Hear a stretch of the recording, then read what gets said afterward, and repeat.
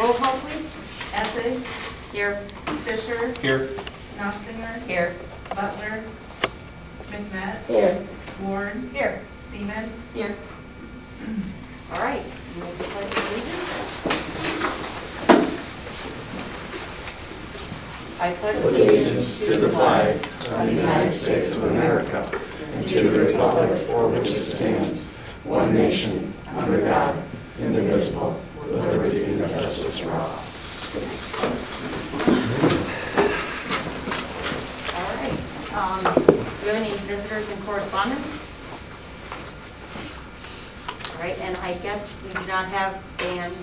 Mr. Zatter is not going to make it this month, so we'll push him to December. All right. We don't have any other visitors and correspondence. We'll move on to reports. Number one, the Dean's report, You have a copy of that in your board packet. as well as the enrollment. Yep. Do you have any questions or comments about that? Okay, if not, on to 3 financial reports.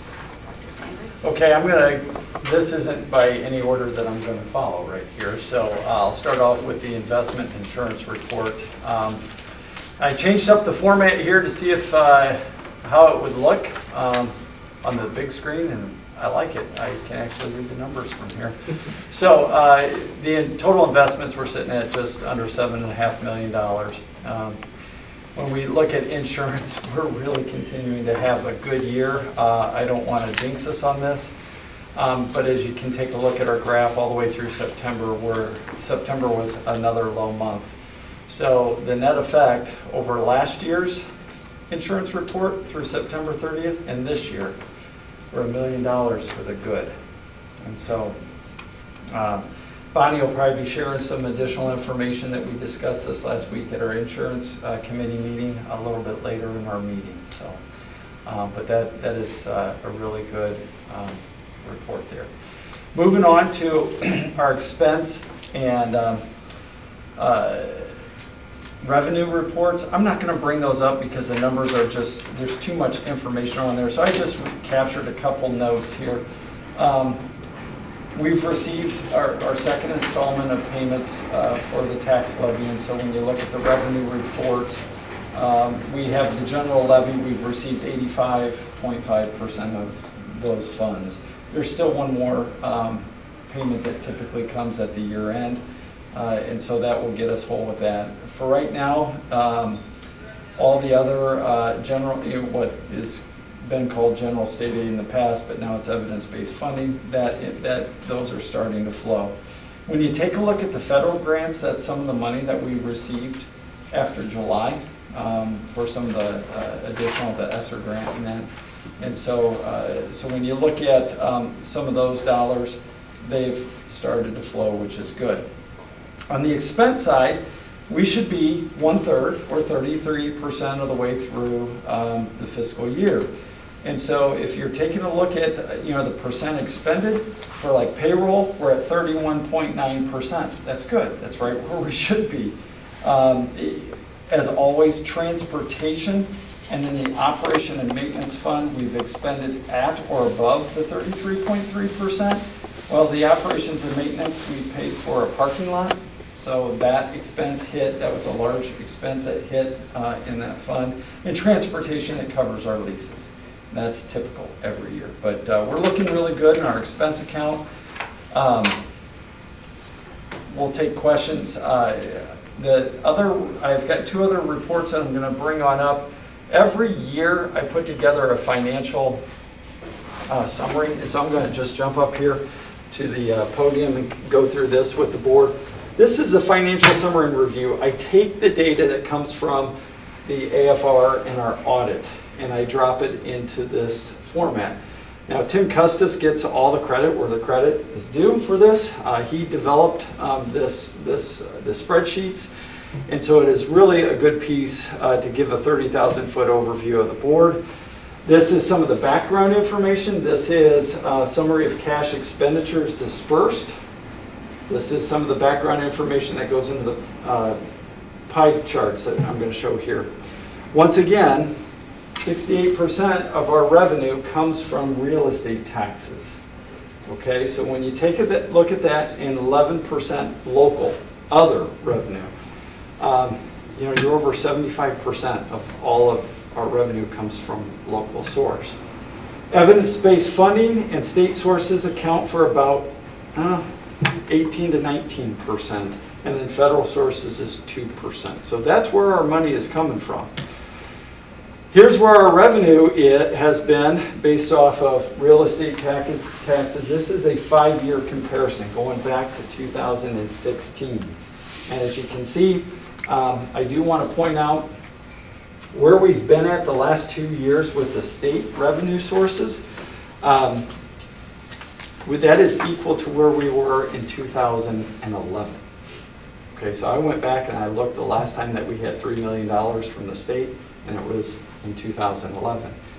Our climate has changed quite a bit since 2011, and I've got another point later on in the presentation that I'm going to bring up on that. Okay, so here's where the expenses come from, all right? And so when you take a look at this, the salary and benefits accounts for exactly 3/4 of our pie. So 75% of our total expense is in our people. These are the other objects. Tuition and other objects, I think this has been an increase over the years because of our special ed out-of-district tuition charges that come. But when we take a look at our supplies and materials to run this big of an organization, I mean, we're at 5%, okay? So that tells us a good story. The story is that we're doing a great job at what we are doing. And when we have, capital outlay, purchase services, all your purchase services are anything contractual. So like when I take a look over there at our tech director, she's got a large pot of money, all the computer programs that comes out of a purchase service line item, okay? All right, so here is a 5-year historical of the diagram that I just showed you. And so as you can see, purchase services has remained pretty much flat over the last couple of years. Supplies and materials actually dropped this last year. Capital outlay, those are your bigger projects. You can see this is tied to the building project that we paid for out of the O&M fund. And then tuition and other objects, that little increase, you see the last 3 years has been an equal stair step going up. So we hope that has hit the apex and it starts to come back down. All right. I like these. These are our revenue to expense chart, and the revenues are above the expenses, and so that's always good for the district. So this is what I referenced earlier. In 2011, when we got $3 million from the state, we had an enrollment of 1,074 students. And now, going to 2020, we had an average daily attendance of 1,291. That's quite a lot of growth. And as I mentioned to the Finance Committee, you'd be hard-pressed to find another district in Central Illinois that has a student growth chart like this. Okay? I absolutely love this chart because this says a lot about WCHS. This is our operating expense per pupil, the OEPP, which is a state report card graphic. It's a data point. And what this is doing is not comparing us to our feeder districts because they're elementary districts. All across the board, this is fact, it costs more to educate high school students than it does to educate elementary students. And so what this is doing is showing the comparison across the state. There's about 90, let's say about 99 high school districts. It might be 96. So this is what it costs those districts to operate their operating expense per pupil across the state out of those just under 100 school districts. And you can see what our trend has been. The last couple of years, we've actually become more efficient in what it is that we're doing. And so that is a great job. But you take a look, we're $6,000 less than what the state average is. And that's the state average. So I don't know the exact number. I will try to find it. I had it before the finance committee, but I lost it. But I think that if we were to rack and stack all of the high school districts, we'd definitely be in the bottom quartile. But I'll try to find that number as far as what we spend per student. Okay? So then here's our assessed value. This is another great graphic. You can see where the tornado took place, or the impact that the tornado had on our EAV. But the other story that you're starting to see, and this is true across central Illinois, we are not the anomaly. We are now becoming average. This was all the anomaly in central Illinois school districts. No one was seeing the EAV grow like we had. But we're to that point now where the EAV has flattened out. Okay? That's important to consider as we look at future budgets. And the levy, and that was taken into account for our levy. Okay? So then here's our tax rate. Pretty much the growth would be consistent with CPI. And that's what we need to do in a tax cap county. So then this is our last graphic, and then I'll wrap up here. The operating fund balance, this isn't a shock. This was planned. We had ramped up in 2019 with the issuance of bonds to take on the building projects that we did. We only financed about half of that building project, just over half, maybe 60%. The other 40% was coming from fund balances that we had squirreled away for future projects. And so you can see where this line is approaching the 180 days cash on hand. Just to put that in perspective, if we didn't receive another dime, we could operate for more than 190 days. Okay? That's a full school year that we could do that. And so I don't want to bring alarm to this. You know, when you look at a graph, you know, the initial, oh my gosh, we're getting close to the yellow line. That was by design. Now we're in this year, we're not expending a lot of funds on capital projects. So we're looking at some of these fund balances increasing. And if we keep things going the way they are, knock on wood, at the next year, we should see a little bit more of a gap between the blue line and the yellow line. Okay? That is the financial review. What questions do you have? Questions or comments? And I'll stay up here, and then I do have a couple other items that I'll hit, and then, or at least one more item for the financial report. I have something, Joe. Thanks for putting that presentation together. It's easy to see what you've done all year long. Is this up on our website also? Well, this is because it's on the board agenda. I can put it on our website if you'd like. I mean, I know where to receive it, but I don't know if you've ever had any questions from other people to be able to get the information easily. But I do appreciate you continuing that on after you came through with the slideshow. It kind of sums it all up pretty easily. And then I like your comparisons too, so you can see where we've been and where we're going. I will, I'll load it up there. I've got a spot on our website that it'll fit right on in. It's where I put all the other financial information. Okay, thank you.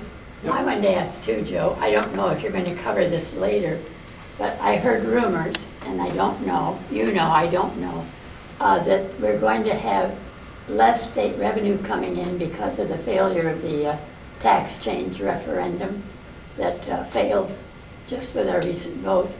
And I just wondered, because what I heard, I won't call it a rumor, I just heard information, but it wasn't coming from you, so just to verify it.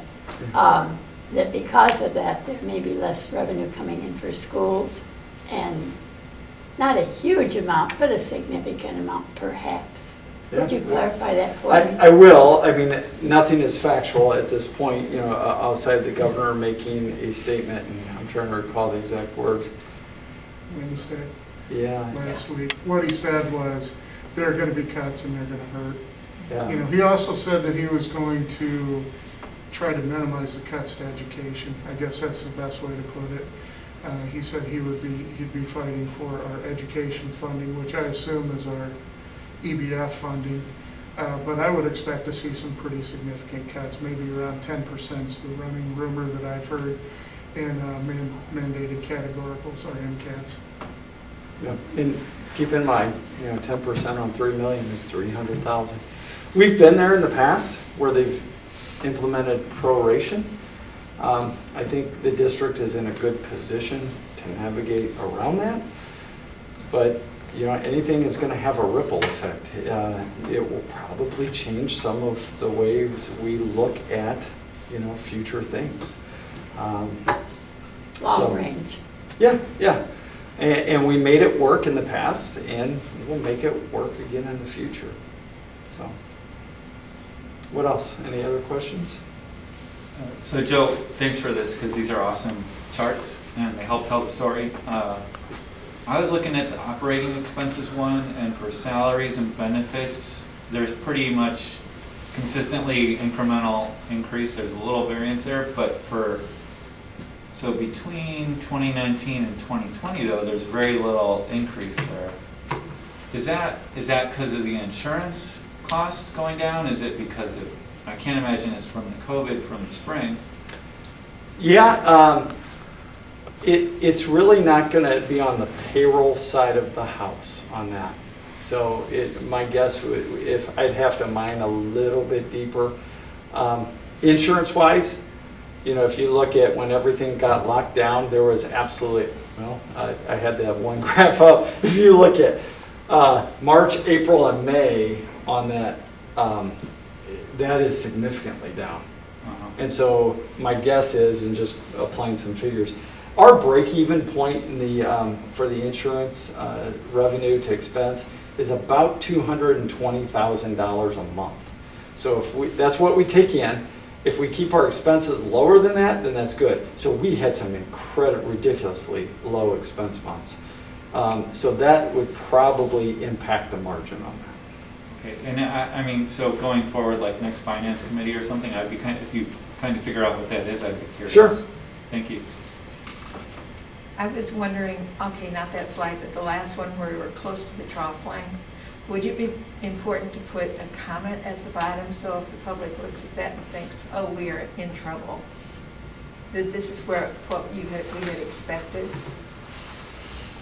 On this? There, that one. Yeah, I can throw something out there. I think that might be important. People may look at that and think, oh my goodness, we're in Yeah. trouble. Yep. Okay. What else? Anything else? Okay. The only other thing that I did have is I included in the consent agenda the card catalog. You can take a look at it right on over there. And that is the authorization to dispose of district property. As we have researched, Mr. Gross gets all the credit for that. We've gotten rid of an older a card catalog that was not nearly as nice as that about 6-7 years ago. And we did a bid for it, and it brought, you know, a large amount of money, large, $200, $300.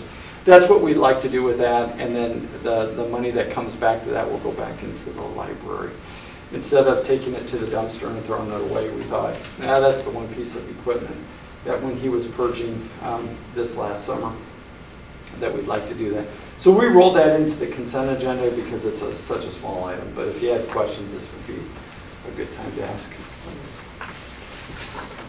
Okay. All right. Thank you. Okay, next is,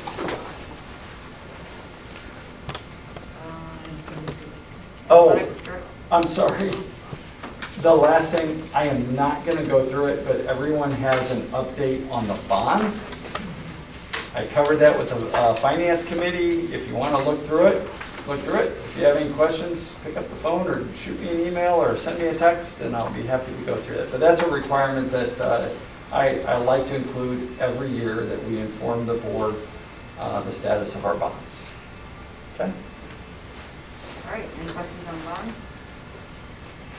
Okay, if not, on to 5.4, the athletic director's report. You have a copy of that in your packet, but I'll walk through some of the highlights. Basically, due to the pandemic, we didn't have a whole lot of sports this year, but we could talk a little bit about some of them that we did have. Cross country being a good example of that. This last month, varsity ended up placing 6th in the conference, 7th overall in regionals. Hey, Jackson Ward was first team all-conference, and both Jackson and Eddie Pappas qualified for sectional meet. I think he did we?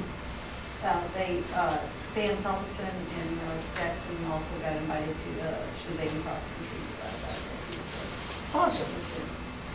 So we had a really good showing, and I will tell you right now, the Mid-Illini is a ton in cross country. We have some tremendous runners through all our schools. So, girls varsity, girls took 4th in conference, 4th in regionals, 3rd in sectionals, and Jaden Jacobs was first team all conference. So we had a really good showing from our boys and girls. We're really proud of it. And then girls swim, we've placed 4th in the conference and 6th place overall in sectionals. So it was a good year for the sports that we had. We're very proud of our kids. We're glad that we're able to get some seasons in and give them a chance to compete. All right, any questions or comments on that? And Dr. Freeman, basketball is still on hold, right? Yes, I'll talk about that a little bit more when we get to discussion items. Okay. I figured I'd bring that up during the update on where things are right now. I know, I read the paper and saw where we needed more information. Yep. All right, anything else on that? If not, board committee reports. We had finance, Joe went over most of that. Does anybody have anything to add to that? And did facilities meet? Yes, we did. Ryan talked about the smart energy audit, the CDAP, that I believe took place November the 5th, where they came in to do an audit, and then that's from the U of I extension, and that cost would be reimbursed by Ameren, so it was a very good thing to have happen. And we also talked about the long-term strategic planning with the campus. So. Anyone add anything to that? Not, did anyone else meet? Insurance, did they? Yes, we also did that. Okay, these two items are both just beginning the discussion stage, possibly creating an HSA, a health safety account for each teacher. I know a lot of districts have that. And possibly a holiday appropriation. I'll just add, for finance, we did talk about, just to make sure everybody understands, we talked about the bond extension that we're going to look at later on, so, but that'll be another, I expect, Joe presentation. All right, nothing else on board committee reports, discussion, and information items. Board recognition, I guess. So we have a number of board members who need to be recognized for their accomplishments through the Illinois Association of School Boards. So we'll start off with Mrs. Jennifer Essig, who is now a master board member, level 2. Congratulations, Jennifer. Bonnie Knopfsinger she has 2 recognitions, Leadership Academy member and a master board member, level 2. So congratulations, Bonnie. And Jewel Ward, who's also been very active in IASB, is our Leadership Academy fellow, so she earned a plaque for that, and a master board member maintained, so she maintained her master board status. So congratulations, everybody. It's good that people are involved. Yes. You know, besides here. Yes. Anything else on that? Well, I know it's a lot of work to do all of that, so It's interesting. Yeah. It is interesting. you can learn a lot. It's a good association. We do. So, number 2, in-person and remote learning update. Okay, so in-person and remote learning update. If you're wondering if the spike has hit Washington, Illinois, like it has the rest of Tazewell County, I won't keep you in suspense, it has. But I will say, we sent out numbers last Thursday, just talking about where we're at. Right now, currently, we have about 9 students who are self-isolated. Okay, that means COVID positive. We also have 11 students who are symptomatic but not necessarily COVID positive. Some of them might be waiting on results, some of them are just homesick. We have a large number of close contacts. We have 57 close contacts, and we have 24 voluntary, for a total of 81 students in healthy quarantine. Those close contacts, the majority of them that we're seeing right now are tied to family ties, meaning they have siblings or they have parents who've tested positive for COVID. And that seems to be kind of the running issue that we're seeing right now. So we are trying to spend a little more time talking. I met with the teachers today after school because I think a few of them were getting a little bit nervous about our numbers. And it's important to note that we still have not tracked one positive back to the school. So the positives that we're seeing are occurring outside of school. We're tracking them so that we know, so that they don't show up to school when they shouldn't be here. Okay? And the same thing for a lot of our quarantines. We track all of that just so that we can make sure we're helping them get through it, make sure they're getting what they need remotely, and also making sure that we're maintaining safety for the rest of the population. By the way, those numbers include both in-person and remote learners. All right, so all in all, our numbers are pretty solid. I feel like our kids are safe when they're here. What we've also seen are trends. So our long weekends or special event weekends tend to bring clusters of students with positives and more quarantines, which that's because they get together, they're kids. So they're going to do that from time to time. But the problem is then it really spikes things here, so we get a little bit nervous. Well, the reason I'm bringing that up is I do feel like when they're here and they have the opportunity to interact a little bit and spend time, those weeks are really pretty good. When we have our normal 5-day weeks, we stay pretty stable on where we're at. And so our plan is definitely working. Even in the midst of this spike, yes, we're seeing a lot more quarantines, but our numbers aren't gigantic. Remember, we've been running 5, 7, 8 kids pretty much all year in that positive range. So the fact that we're sitting here in the middle of a spike with 9 kids that are currently positive, that's good. You know, it's not good that they're sick. Okay. Yeah.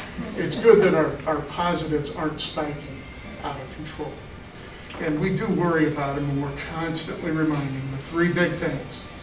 3 big things. Wear your mask, keep your distance, wash your hands frequently.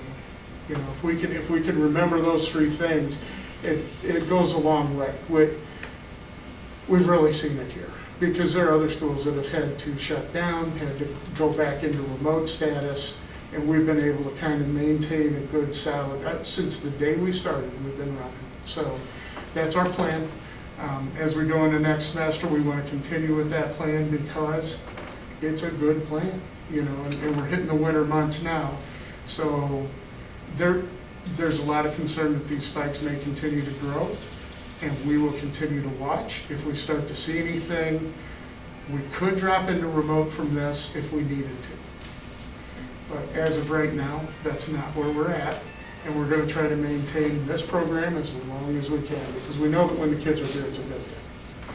You know, another thing that I've been asked a lot, what about basketball? Well, let's just talk briefly. So right now, we're still waiting to see if anything comes from IHSA or from the state of Illinois that says yes or no more definitely than what we have. We've had meetings with the Mid-Illini Conference. We'll continue to have those talks and discussions about what do we do with this. But as for where we're at this moment in time, on November 16th, that's supposed to be the day that basketball starts. Our plan for right now is to continue with the IDPH approved practice guidelines. Because remember, we're just getting done with contact days, and they approved that for basketball. They included things like no 5-on-5 scrimmaging. They had to maintain distance 6 feet within the gym. They also had to wear masks. And so we're going to continue with that type of practice, which goes right in line with what they've been doing all year since the summer began. And I can't emphasize this enough. Those practices were already approved by the Department of Public Health. So we're just going to follow with that and see how things kind of play out. I know that a number of conferences have now announced that they won't be playing, and we've had some schools who have announced that they will be playing. But I think that this will all probably even out in the next couple weeks, and we'll have answer them where we need to be. As if you were to ask me right now, what's your recommendation? To wait to see what happens. I don't think we want to jump out and say anything too specific yet, because it does feel like, as I listen to the governor every day now, that things are not getting better. 3 regions in the state were dropped to level 2 today. So it probably won't be much longer, and they'll make a more direct statement about what's supposed to happen with athletics. So we'll see.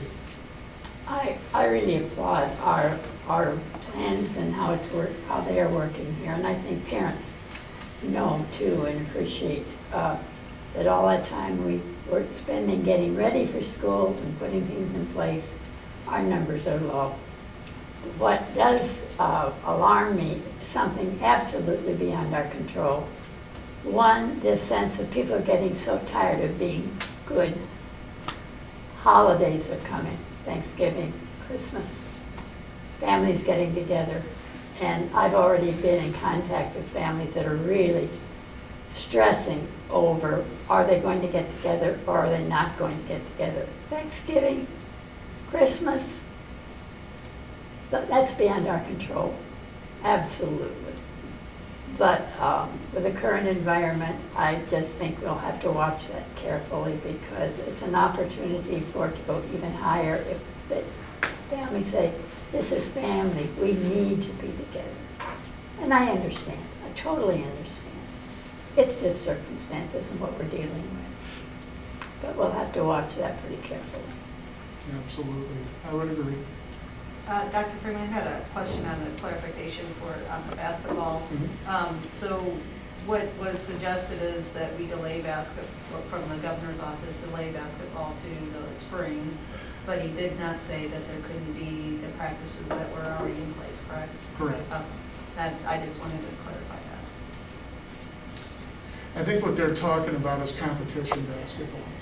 See, because there are actual guidelines that he put out for each level of athletic, of each sport. I didn't know if he had changed So- that, they couldn't practice at all, or what that was. So No, that's not been, As a matter of fact, football's also that same level as basketball, okay. and they're allowed to have contact days, but they're under those same guidelines. Okay. You have to maintain certain space. You know, they're outside, they have the advantage of being outside, which is good for them because I think they can take their masks off outside of 6 feet. Right. So that's kind of a nice thing for football, but you don't have that luxury in basketball, especially when we hit, say, December. Right. So, yeah. So for basketball, it's a unique situation because we've been following the guidelines all along. Mhm. And in this case, it seems like there's some room where districts may go against guidelines, and then at which point you'd be compelled to sort of make a decision. Yeah. And so what is the process for that decision regarding the board? You know, the relationship between you and the board?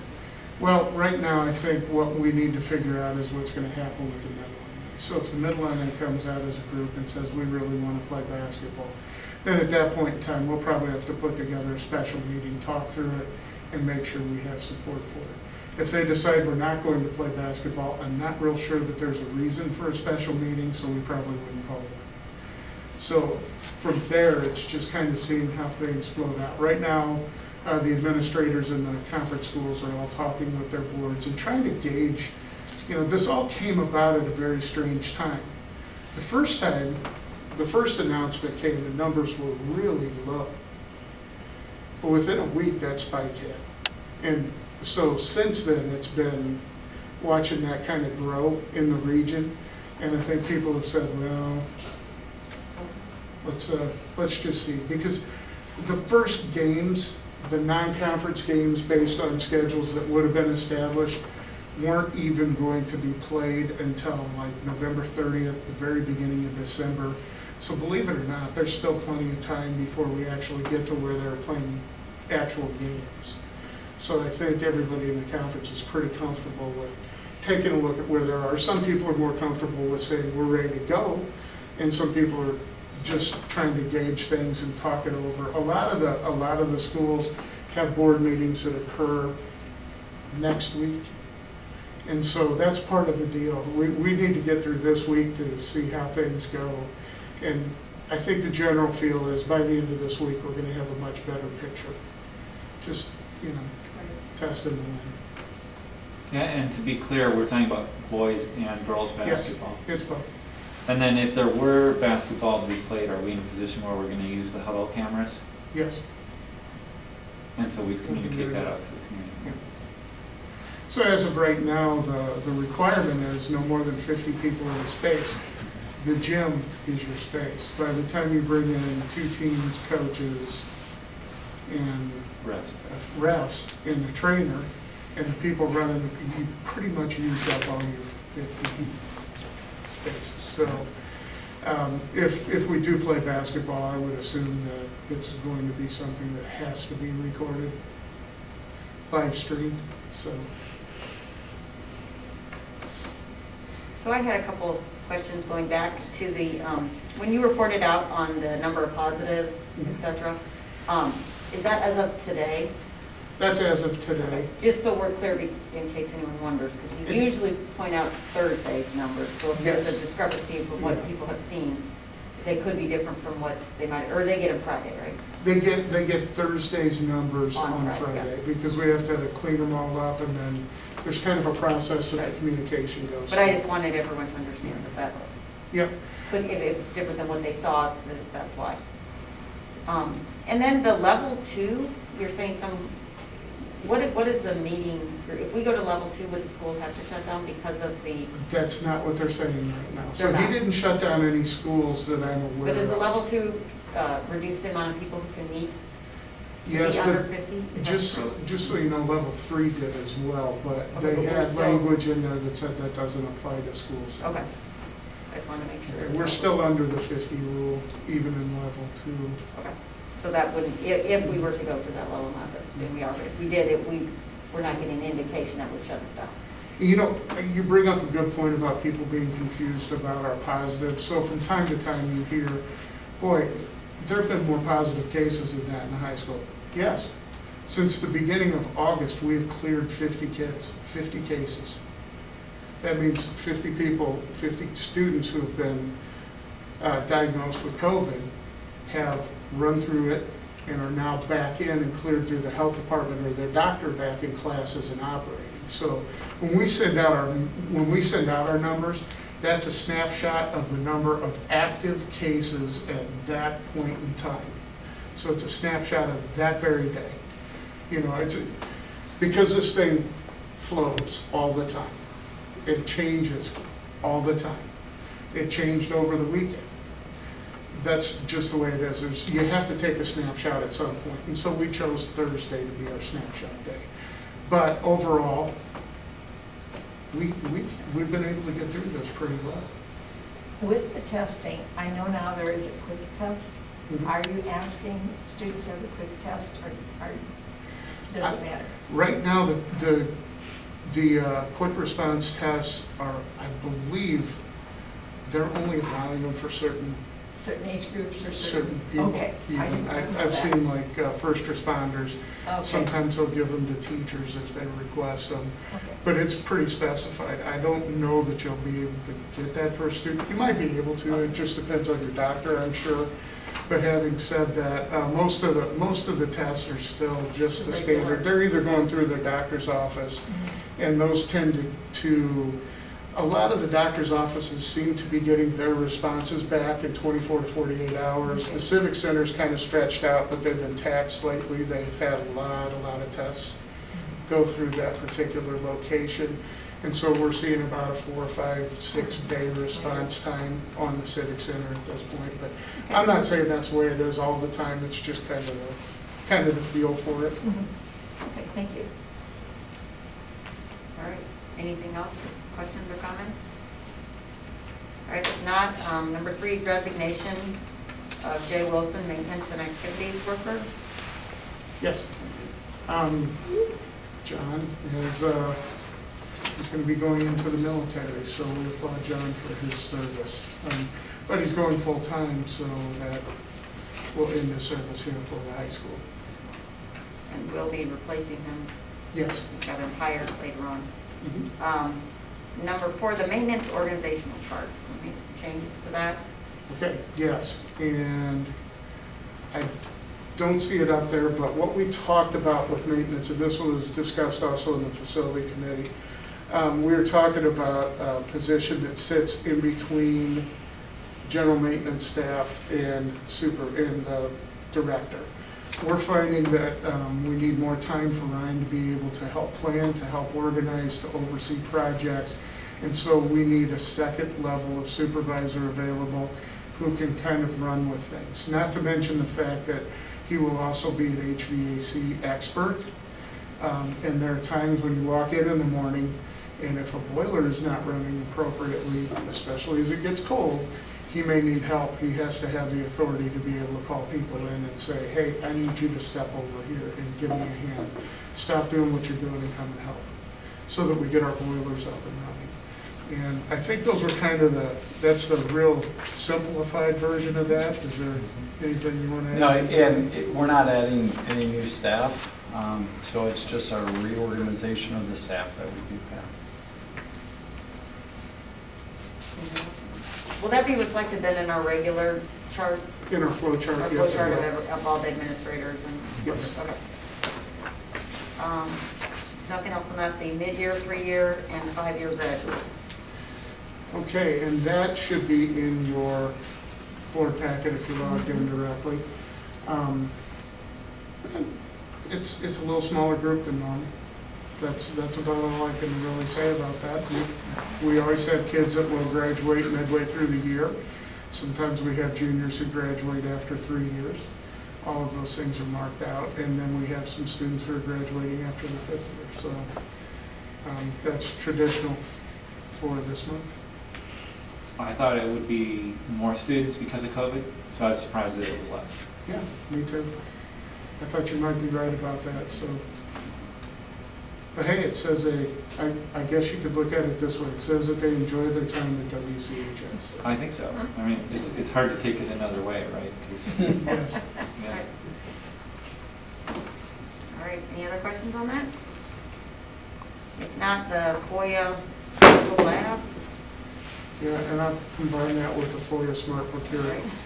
Whenever we get a Freedom of Information Act request, we tend to put it on the discussion item, so there it is. All right. Number 8, do we have any other discussion items? I have a quick other, as the delegate for the resolution, everyone should have got a copy of this, and I was able to participate in an online Zoom meeting with maybe 500 people, I don't know, it was a lot.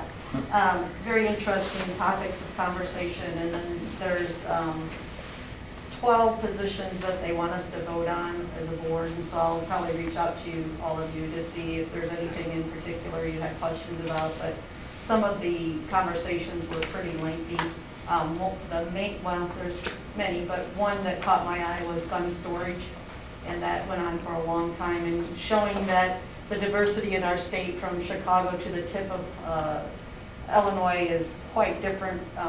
You had some farmers and farming communities where kids left to go hunting, and then we had some in Chicago that didn't want to, and I don't know what, they're recommending that we not accept the gun storage, but that what they're wanting to do is have the ISBE start legislating to control gun storages at home, and that got into a whole other topic. So it was very interesting to hear people talk. And then the other one was they talked about teacher shortage. So I'll let you guys take that home and have a reading for your enjoyment, but it was a really nice Zoom meeting, and Tom Neely was on there, and Dan Walters from 150, and they both had some really important things to say. It was pretty impressive how they were able to put together a Zoom meeting, and now how we're going to vote on it's going to be a little bit different too. So, but Saturday at 10 a.m. I'll be giving our votes for us. So. And this is because we are going to the conference, this is what we'll be going over at the conference. Right. So now you So can just do a Zoom meeting. Yep, instead of just do getting it as a to the Zoom meeting. It worked out well. I was able to sit at home and listen to everyone and do other things while the Zoom meeting was going on. And I didn't say anything in particular. There wasn't anything I thought I felt I needed to add from us. It wasn't, none of these were brought forward by us, so that was good. But anyway, so I just wanted to update you on that, and if you have a question after you read through it, just feel free to reach out and give me a call. I think too, it's been very enjoyable to hear the thank yous from the teachers as they send those to us for their gift card and our little notes that were included in a time of so many negatives. It's so nice to enjoy that positive experience of exchange between the board and our teachers. And glory to be, and this is, just so everyone's clear, it did not only go to just our teachers, but it went to basically all the employees of the district. That's great. To make sure, because they've all worked a little extra hard in this time, so. Because that we wasn't wanted to clear know, we before, so appreciate that. that's nice to have that clarified. Yeah, I meant to follow up with you on that, so. Anyhow, anybody else have anything? I have a quick other. Before the pandemic hit, we started talking about the mission and vision statement. So Jewel and I have kind of picked that back up. It's not a formal committee because there's only two of us. We'll be bringing Ann in, but we've kind of picked that back up. So Okay, good. And on that, one other thing that I've been kind of working on and talked to Brian, I think I've shared it with a few of the board members, maybe putting together a little bit of a, I don't know if you want to call it a manual for maybe new incoming board members, or something that we can refer to that talks just about some of the things that we put together as a board, some of our hiring plans, our maintenance plans, things that really aren't goals, but things that we really worked on and, you know, hopefully will continue on. But also, like I said, if someone new were to come on, then they would be able to refer to that, to some of that. And I don't know, Brian, if you have something to add to that. It would probably be something that mostly the board would be using, like a reference guide almost, I guess, and a training for an oncoming board. And so I put together some of my thoughts on some of the categories and things that we've done. I think Brian and I were maybe going to put together a few things and then bring it back to the board, and everyone can critique it and see what they want to add or change or whatever. But like I said, it won't be a document that's you're accountable for, but just for our purposes mostly. It's not operational or anything, it's really just, I mean, there have been times when we've talked and said, you know, what were we thinking, what was the board thinking about the track, you know, and the placement of it. So this would be, the idea is we might try to start a every 2-year kind of thing where the board, president and vice president will sit down and summarize, this is what we've been thinking, this is kind of where we want to go, and then it'll be a great tool. I remember when I came on the board, I think you were president, and, you know, I had a meeting with you and Dr. Freeman, and kind of an onboarding. So this could be part of that onboarding to just let people know. Because, you know, a board in a school is like a big ship that takes a really long time to turn. And so it's important to be able to tell people this is where our ship is going. So I think that's And eventually what we'll Jen's create a idea. little bit of a history of what the board has done. So 10 years from now, when, you know, there's a whole new board, they can look back and say, well, this is what they were thinking or whatnot. So anyhow, hopefully we'll set up, you know, get something put together maybe to send out to the board members within the month. And they can just review it and give me their feedback. So, all right. Anything else? Okay. If not, on to our consent agenda. Our consent agenda is the minutes, the regular board meeting minutes, October 13th, 2020, executive session meeting minutes, October 13th, 2020, facility meeting minutes, October 22nd, 2020. Is there any additional ones? And finance committee meetings, I don't have that on here. November 4th, 2020, as well as our bills. Do I have a motion to approve the consent agenda as presented? So moved. Second. Second. Any questions or comments on that? Madam President, I just need to change, you need to add 7.3, but this is for Joe's selling of the catalog. Oh, I'm sorry. Yeah, see, my agenda is different though. I printed that. Okay. And we'll add 7.3, the disposition notice. Yes. Okay. Do I need a second motion, or do we need to start all over? That if the original motion yeah, is the willing correction to to it, amend okay. it, then the second. All right. So can we have a So I need to say approved with the addition of. Yes. of the 7.3. There you go. disposition notice? I need to refer to this. Okay. And then we have a second with that addition? I'll second. Okay. All right. So now do we have any other questions? Sorry about that. Well, no, it's fine. My agenda's from last week. That should be. Okay. Do a roll call then? Fisher, Yes. Seaman, Yes. Essing, Yes. Knopfinger, Yes. Ward, Yes. McNutt, Yes. All right, motion passes. So on to action items. 8.1, personnel. Can I put the 8.1A and B together? All right, 8.11A, approve employment of Aaron Wright for skilled maintenance, and 8.11B, approve employment of Dylan Foster, maintenance and activities worker. So basically what is going on is Aaron is going to shift into the day schedule that was freed up by Corey Lyons, who moved to HVAC. Okay, and then Dylan is going to come in to replace Aaron as one of our evening activities. Custodian. So basically it's a transfer and an employment. All right, so do we have a motion to approve Aaron Wright and Dylan Foster? I make a motion. Second. All right, we have a motion second. Any other questions or comments? If not, can we have a roll call, please? McNutt, Yes. Seaman, Yes. Fisher, Yes. Knopfinger, Yes. Ward, Yes. Essing, Yes. All right, motion passes. Number 2, employment, extracurricular employment, approve employment of Ben Page as the girls' assistant track coach. Do I have a motion to approve the employment of Ben Page? So moved. Second. Go ahead. All right, motion second. Do you have any questions?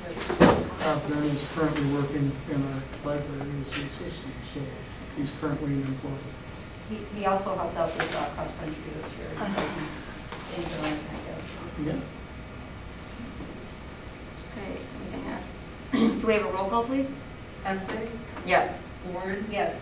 Knopfinger, Yes. Butler, Fisher, Yes. Seaman, Yes. McNutt, Yes. Great, motion passes. Number 2, approve, okay, so this is the 2020 resolution estimating tax extension. We skipped one. Oh, leave of absence. See, my agenda. Okay, number 3, leave of absence. Approve the leave of absence request for Jay Wood. Do we have a motion to approve the leave of absence? So moved. Second. Motion and second. Any questions? You have a copy of the request. Okay. Roll call, please. Fisher, Yes. Seaman, Yes. McNutt, Yes. Essing, Yes. Ward, Yes. Knopfinger, Yes. Okay. Now 8.2, approve the 2020 resolution estimating tax extension. So we do not need a motion for this because it came from committee. So we just need a roll call on this. So I need a roll call to approve the 2020 resolution estimating tax extension as presented. Ward, Yes. Knopfinger, Yes. Fisher, Yes. Seaman, Yes. McNutt, Yes. Essing, Yes. All right, motion passes. 8.3, approve the bus bids. You want to explain what that is? Yeah, basically, it's not the actual bid, it's we're approving the authorization. You're going to authorize Dr. Freeman to let the bids out. So with this approval, they'll go in the paper next week. And then, or actually, I think Lisa, we got it set up to run on this one's on Wednesday, Veterans Day. And so it'll be in the paper, and then we have a bid opening, I think, scheduled for December 1st, and then we'll bring the results of the bids back to the board. And it looks here like it's 10 school buses and 2 activity buses. Right, and we're getting creative with this bid process. We're seeking an alternate bid. So typically, we've had an entire diesel fleet. We wanted to have an alternate bid that is 9 diesel and 1 gas bus.